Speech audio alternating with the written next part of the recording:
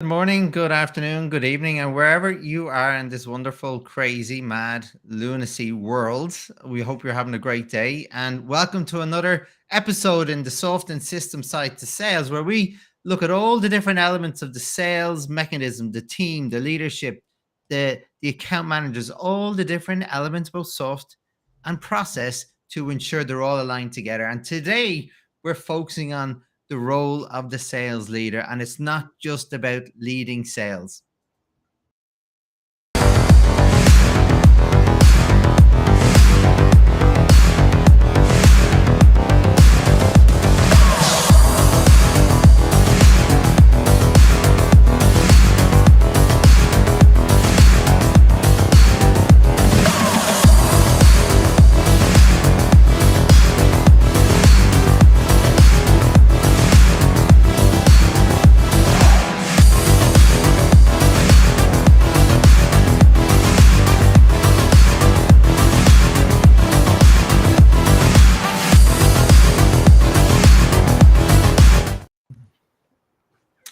Hello, everyone, and welcome, Jason, my good friend, where we do this every week. And our special guest, Pat and Yorm, from different parts of the world, across the waters in New York and Canada. Welcome, everybody. And today we're talking about the role of the sales leadership. And the first question I want to ask people to open it up: what do you believe the role of the sales leadership and the sales team in the bigger schemes of things with their business and their customers? Oh, that's a big question. That's a multifaceted question. So let's quick snapshot. You're a therapist in jest. You're a coach. You're a strategist. You're an enabler. You're a listener. You're an inclusionist. You're psychological safety. There's so much more in that. Let's throw the question out to Yoram and Patrick as well. I didn't get the question. Could you repeat it? Yeah, we were talking about Yoram, the role of the sales leader, and it goes beyond sales. So I was opening it up. What do you believe initially about what the role of the sales leader is in the business? After Patrick. Well, so you know where I want to go with this? Creativity. And I'm not hearing enough people talking about it. To me, this is really critical because creativity really brings about direction, vision. It also brings about how the team embraces the culture in order to bring something new to the market, because our customers are dying for new things. Otherwise, what we end up selling is stuff. And I can remember being in a meeting here in Canada many years ago, and we took the wrong thing into the customer. And long story short was, he said, it was around February this time of the year. He says, "Look out the window. What do you see out there?" So, "Oh, lots of ice, man, lots of snow." He says, "Now you get it. What you just brought me in this proposal was ice in the winter. I can go up and pick my own." Yeah. So what you're talking about, Patrick, it's solving, really understanding your customers' needs and wants and being creative of how you deliver and package a service or product in that regard. I think you've got to be evolving all the time. I mean, here we are doing a podcast to try to bring exceptional value to your followers, and it's an honor to be with you. Here's the thing: if we talked about the same thing every week, we'd be tuned out in about 2 seconds. And the other thing is that we've all got to continue to be creators. You see, when I put up a video this week, and I just said to everybody, I said, stop being critical. If you see something that is in need of being fixed, fix it. Don't stand there and point at it. Fix it. Like that, yeah. You're absolutely right. Because there's so many moaners out there. But, and I know we've spoken about this before, and I've spoken about this millions of times, that self-accountability. As a leader, you obviously have a boss up there, or unless you're the CEO of the business or whatever, and you're running it that way. But you've got to encourage this self-accountability for every single person within your team to actually just start to think on your feet. If something needs to be done, you just go off and do it. give them the autonomy to actually go off and do it. Give them the freedom to actually, I'm not going to be here to micromanage you. You're here to run your business.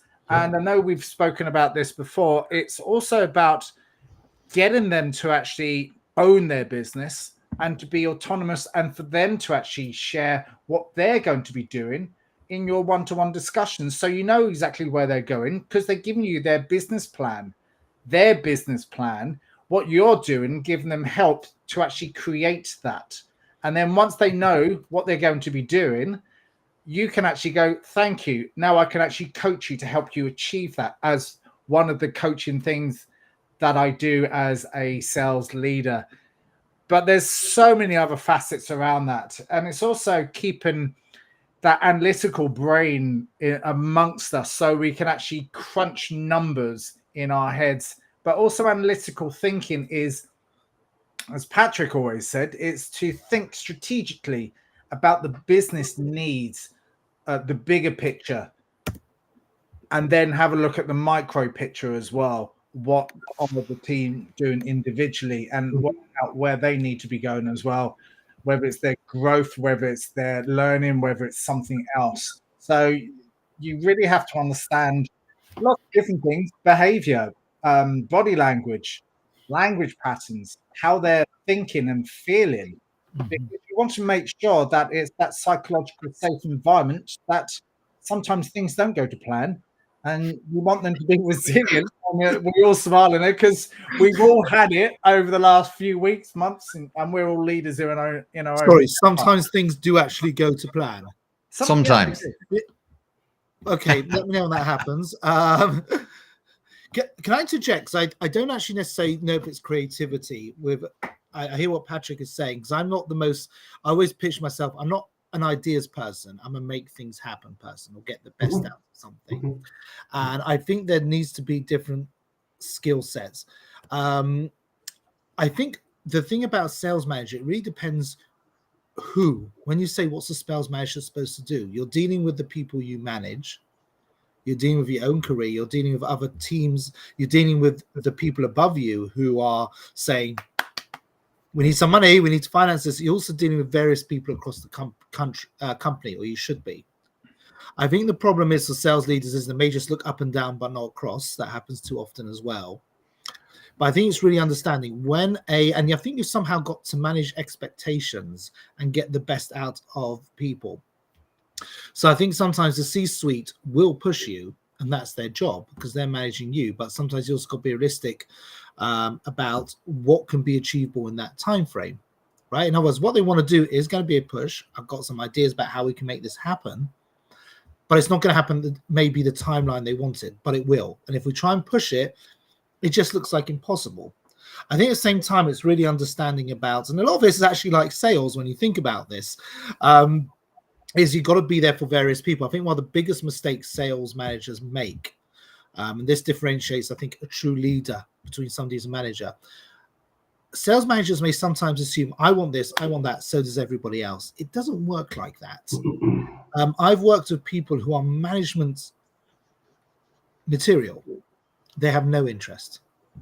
They want their money, and you will not get them, and they can do it, and they have no interest in doing it whatsoever. And they're brilliant. They're absolutely brilliant. And they're great with people. They can be firm, they can be kind, which is some things you have to do and go into that in more detail. So it's really understanding what's getting that person excited, interested. Some people, yeah, everybody wants the money, but they're more interested about the being recognized. Others like, don't recognize it, just help my good work and success pay off. And there's many, many different things in between. And I think sometimes you've got to bring people down to reality of your team as well. They expect to get that promotion. They think they're the next whatever. They're not. They might get there, but if you can help them get on that road, great things can be achieved. So I think it's really understanding where people are coming from, what you've got to achieve, and trying to find a way to make that happen. And maybe managing expectations along the way, I think, is number one. I think another thing is, for example, I think I've spoken to this on other things. I can think of a personal experience where I had one manager who worked in marketing, which was not easy. But and that may be them as us, you know. But we of that whole division. This is when I was not in a startup, in a big company. We usually said he comes in, he's usually got to pull marketing and sales apart off each other before they gouge each other's eyes out. This time they were bursting his office saying, "It's a great idea, Phil." But I think that's very important, is really understanding, well, you want the tech to be like this or whatever. Understand what the analyst's up against, understand what marketing up against, what they're being pushed about. You want it to be brilliant, your sales team. Well, why isn't this being fixed? Because, understand where the IT team, the developers are coming from. And the same it might be with suppliers, it might be with customer service. When you work together, listen, there are people out there who may not be that great, but you also can understand where they're coming from. And that's what a really good manager can do. And then channel it ultimately and develop really great salespeople. And, my dream one day is to be in a company where everybody recognizes, if I develop a great salesperson who's even better than me, I've done my job really well. This is the biggest compliment you can give me. You see, that's what you just said there at the very end. To me, is like the big picture. Funny little story for you. So I had my coordinator come in, who was just an extremely bright young man. I mean, he was just so smart, and he served the retail team really well. And we were the second largest team in the company. I think we were responsible for 150 million annually, which is not a big chunk of change, but it's nice. And he comes in and he sits down beside me. He says, "You know what, Pat?" He says, "I'm going to move on. I'm going to move on to the magazine division." Our company was just going through a buyout. We got bought a couple of times. I was applying for the same job. I just needed to get away from all the craziness, right? And I said, "Geez, Jack," I said, "I'm applying for the same job." And his head dropped and he says, "I can't beat you." I said, "No, that's not the way we're going to think about this. The final decision won't be made for about 6 weeks. I have 6 weeks to get you equal or better than me." He said, "Why would you do that?" I said, "Because you serve the team selflessly." And I said, "It's my job to serve you selflessly so that you will be much better than I ever hoped to be." And I did get the job. He didn't. But I'll tell you what, he landed a publisher's job within about 2 years. That's how good he was after that interview. So what you just said about developing your people, I think is critical, because if you don't, what ends up happening is that you get desperate as a manager, and you smell. And believe me, when a fish dies, it dies from the head down to the tail, not the other way. Yeah, I think that's very powerful, Patrick. And like one of the quotes I've heard this a long time ago is, "The role of a leader is to create future leaders," right? And that's always stuck with me. And it applies even more so to sales, because like I'm gonna take everything you said and I'm gonna raise the bar a little bit. And I'm gonna look for your thoughts on this idea, because I believe the sales team are the most important team in business, right? For a number of different reasons, or could be, right? Could be. And I'll tell you why. They're integrators, right? It's not only do they have the hardest job in the company to get sales and keep the business thriving, no matter what the economic scenario is, it is difficult. People just see the shiny bit on the outside. Oh, yeah, that person's really good, but they don't understand the work and the effort that goes into the back end to create the situation they're in today. But I want to raise the bar with this concept. I believe the sales leaders within the business can play a bigger role in the business, and should do, right? They are integrators. They integrate, they touch every point in that business, every team in that business, right? Whether it's marketing, product development, development, delivery, service delivery, back end operations, purchasing, doing accruals, doing forecasts, everything. They touch every part of the business, right? So I believe if a sales leader has a bigger picture in mind, they should step up and be that person where they support every element in the business and bring their team on that journey. So everything is onboarded and seamless when it comes to sales development, product service development, and delivery. So I'd love your thoughts on that. I was just going to, my thoughts from seeing it in a corporate setting with thousands of salespeople. I've seen the pressure that they've been under, and the time is just so precious, meaning they're back to back with meetings all day. They don't have a time to think. So I think that their time management needs to be done really well. And rather than having all these back to back, because I've seen it, and every single one of them were doing it. And I trained over 500 of them a couple of years ago. And I was going, what are you doing, guys?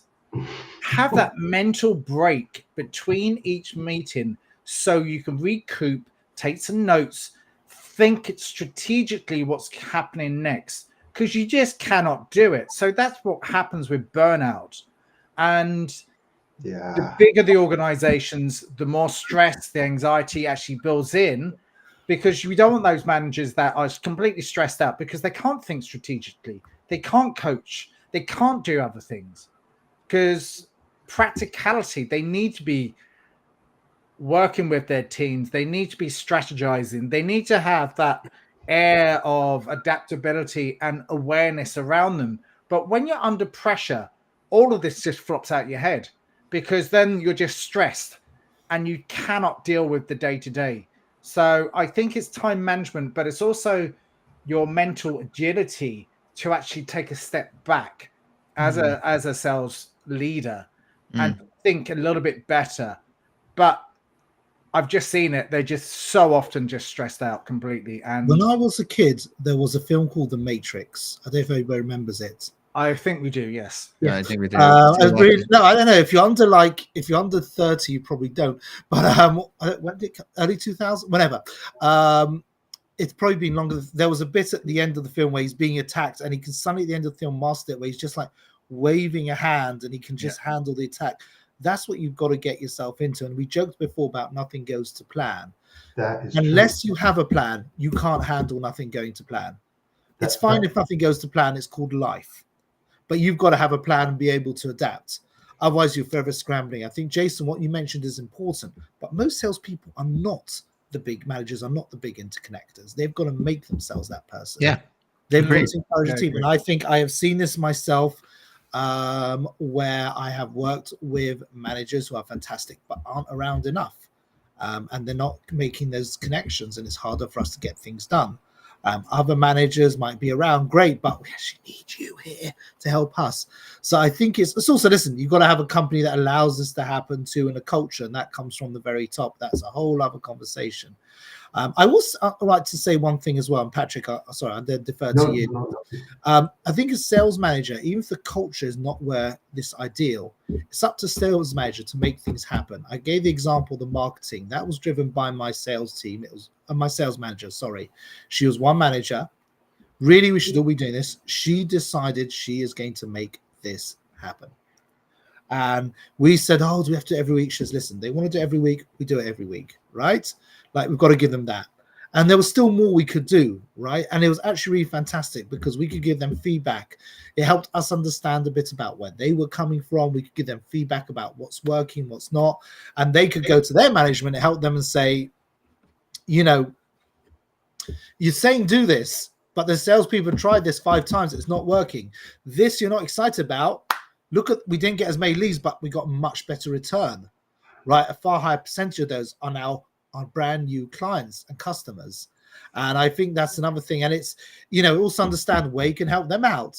You know, if I could basically I remember once I was in a month where I had to hit, it was 2 o'clock. I've got this gap between my target. So's the marketing gap. And I pushed that.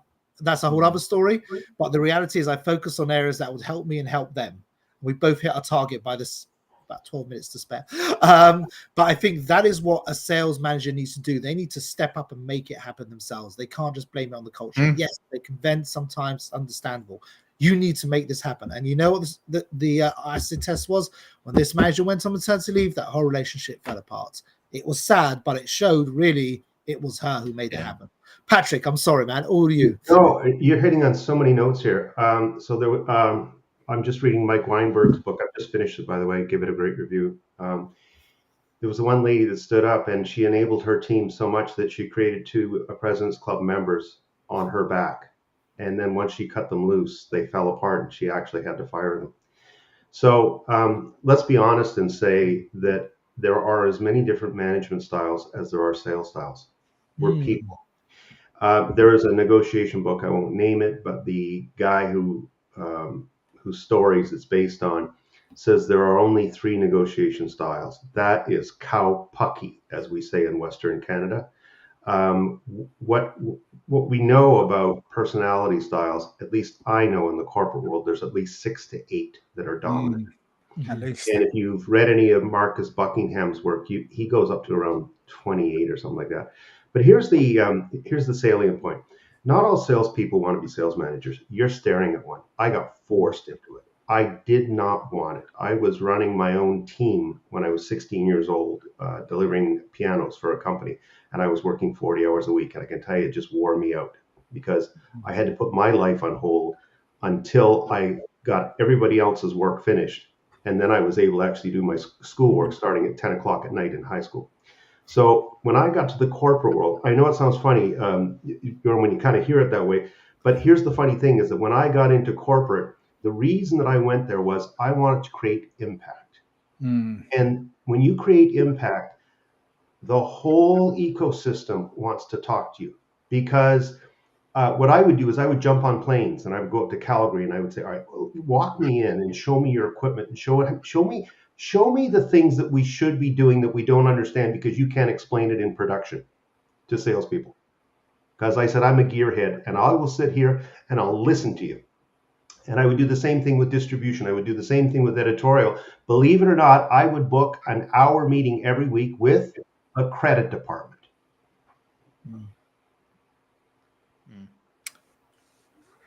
I think there is, maybe you need each sales manager to be effective and be a really great sales manager, needs several styles of sales management for the same team often. And if you only need the same one, sorry? I was going to say, again, it's knowing who your team members are. So you're going to be speaking with people in a different way, depending on their communication styles. If they're outgoing or if they're introverts. So they're all slightly different on how you actually can speak with them and then approach them to find out what works for them. So you have to be adaptable within that and just knowing how to push and pull people into the right directions.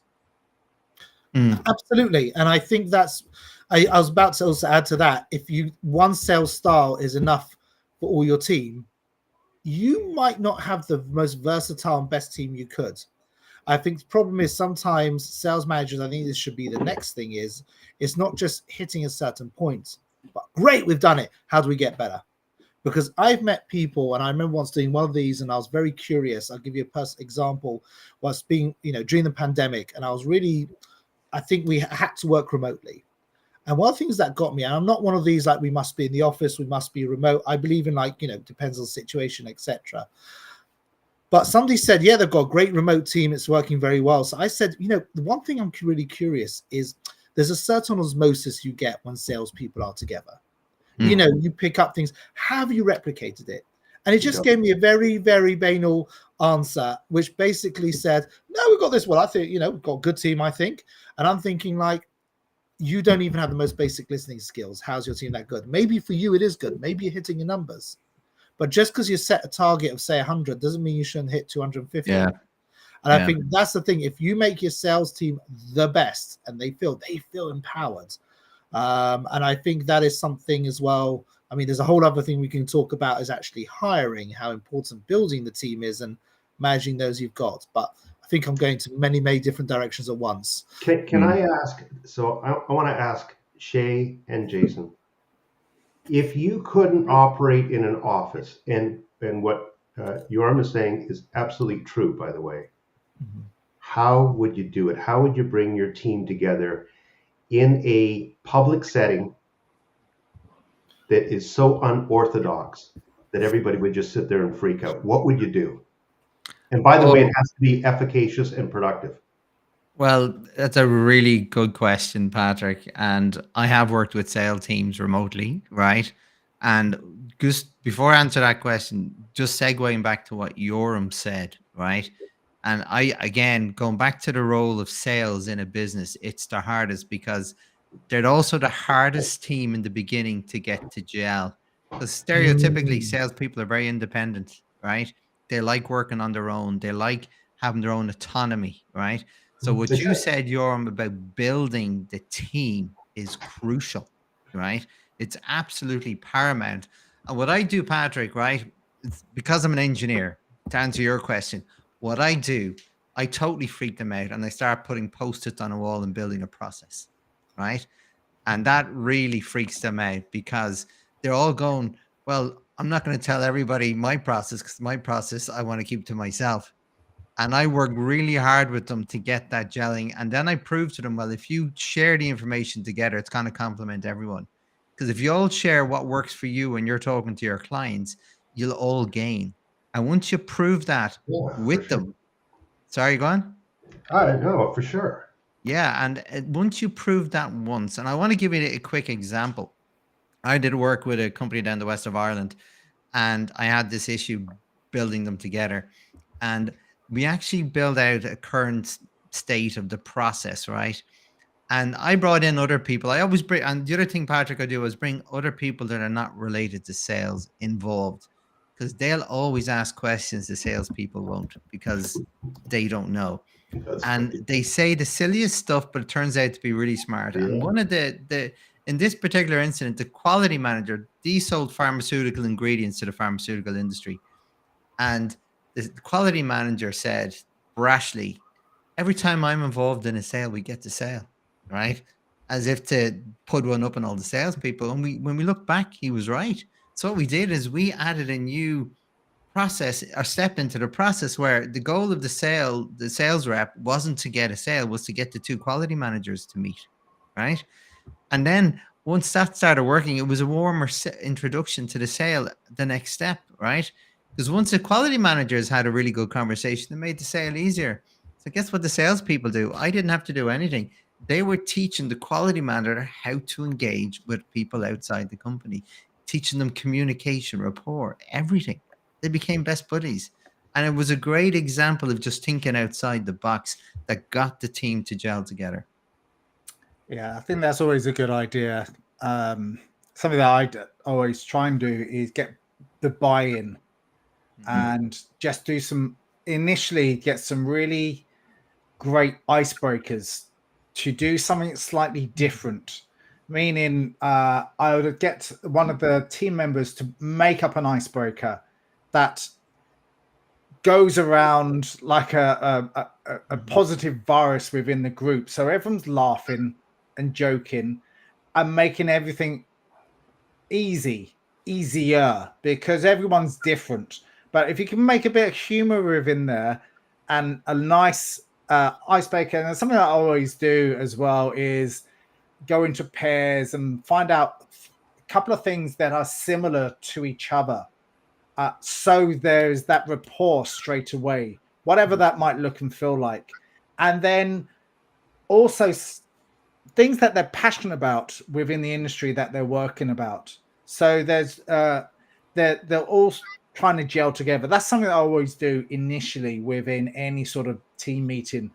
And then if there's independent team meetings I've been involved with, is I pick a person every week to say, I need you to spend 5 minutes and this is what you're going to do. I want you to think of an icebreaker. I want you to think of something interesting to bring to the table that just softens the blow to everything, just makes things nice and calm. And I think that's always a good, and I love what you've done, Shay, as well, because I've used that, because I think that's a really good way of having differences within meetings as well. Do you want to hear one of the funniest openers for a meeting? So it had been arranged between the manager and sort of the senior sales guy. And what they did was they took banknotes and they taped them to the bottom of the chairs in the room. And there's 30 of us in the room, right? And the guy at the front's going, man, we got to hit our numbers. We got to work this hard. I know we can do it if we get together. You just get off your ass and make money. And we got to go. And if only one of you would stand up and just get off your ass, you'd make money. And the one guy explodes into the air and rips his chair apart and pulls out a $20 bill and goes, I just got off my ass and I made money, and the whole room exploded. I think I saw one of the most useful things I saw was when, I think they did this too often in this particular organization, but I think it has value, is they would get everybody in person to, at the beginning of the meeting, to take a turn to present an idea about selling, whether it be bridging, closing, something. You decide, you've got 5 minutes. So firstly, it made it interesting because everybody else was speaking. Secondly, there's something we had to do because it helped us think about what we're doing, but also, and of course, when you think, I've heard it said, when you want to teach something, that's how you really know it. So, when you really have to pass it along, that's what really helps you internalize it. So it helps your presentation skills, and also makes the meeting a bit more interesting. It's not just the same people talking. And I think don't be afraid to rip things up, and don't be concerned about perfection.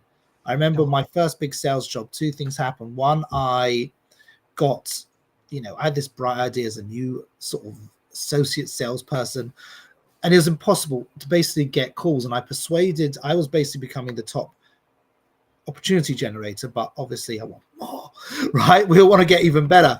And so I had this idea of calling Tuesday morning. We booked a room, and we were going to sit in this room with our cell phones and make calls. Now, it wouldn't work everywhere. This is when I was still in London. So we had people splashed across England, Wales, Scotland. I'm not sure if I think Ireland might have been handled by the South Island. But the point is, at the end of the day, is not everybody's going to be there, but people came in. And I pitched it to the manager. So he got people excited about coming in. So we all came into the office when most people were home-based.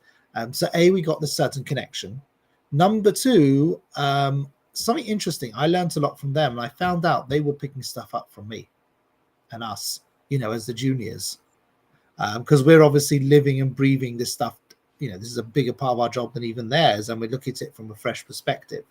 So that is a great way to learn and interact. But I think it goes to the main point. You've got to make it valuable, right? We used to have a weekly pipeline meeting, and one day we had 2 managers, and they said, we gave the impression most of you are falling asleep during this somehow on a Monday morning. Should we scrap this? We go through your pipeline individually, and let's meet every month. You have to clear your schedules for a day or 2. We're all going to meet together. And they really made it a really useful couple of months. We had presentations, because I noticed there was a quarterly thing where all the teams came together. This was in a smaller startup. This is even easier in a way. But I think you can even make it remotely good where people are putting time, but you better make it good. Because I've seen monthly sales with some people, like the younger ones, the less experienced, are getting a lot out of it. Others who really are learning nothing are looking at their watches thinking, somebody literally said, I could have ranked 16 prospects during this time. I've got deals to make, right? Yeah, literally, I think, I want to redo the ball. I want to redo the pool room, whatever it was, that's what they're thinking. So I think it's really understanding, but getting them engaged too. Listen, sometimes you may have to get them to suffer for a couple of hours, let them be grumpy, whatever. But it's interesting enough. You will keep working on these things. So it may not hit everybody's line. And I think this goes on to something else in sales, is really about the team you have. There's obviously people you inherit, which is very difficult. And we spoke last week. If you've got somebody who's amazing, but is not a team player, you may have to just put them somewhere out there.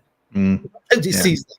Because if you've got a dark cloud, and actually it's usually the crap ones, they're basically moaning half the time, right? Listen, you may also have moaners and groaners actually quite good at what they do. I worked with one person in a smaller cut startup, never saw him smile.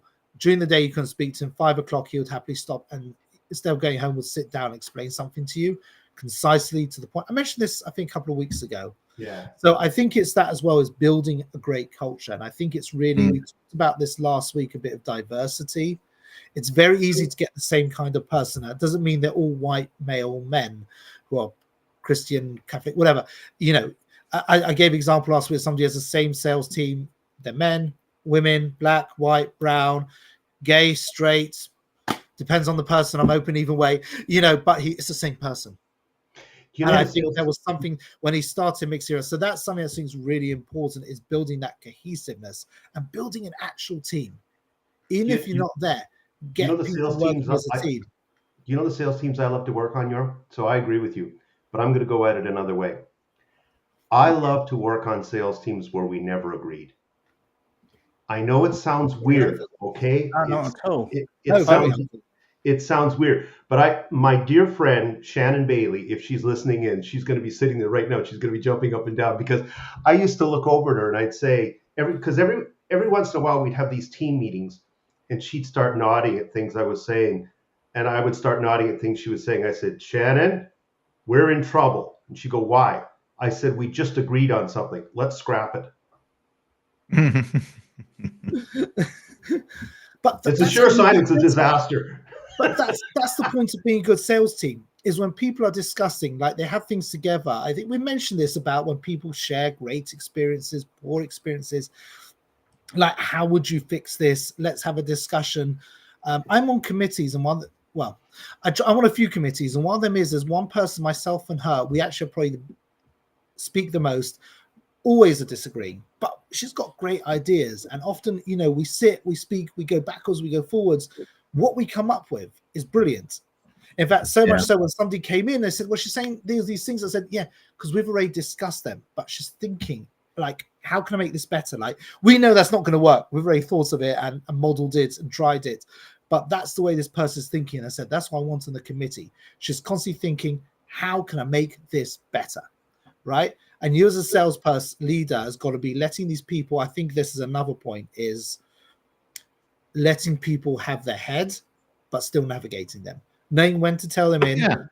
I remember I once went off to, when I was went off to a tender, as we call it. I can't remember what they call it in the US. I ended up in it. I tried to avoid these usually when I was selling tech, and it wasn't taking up much of my time. They wanted me to go down, and I made 3 other meetings in the same city. You know, go down to Bournemouth for the day. There's worse places. But when it didn't work out, and I just knew after the second meeting, we can't do this under the current circumstances. It's just been set up. They're never going to be happy.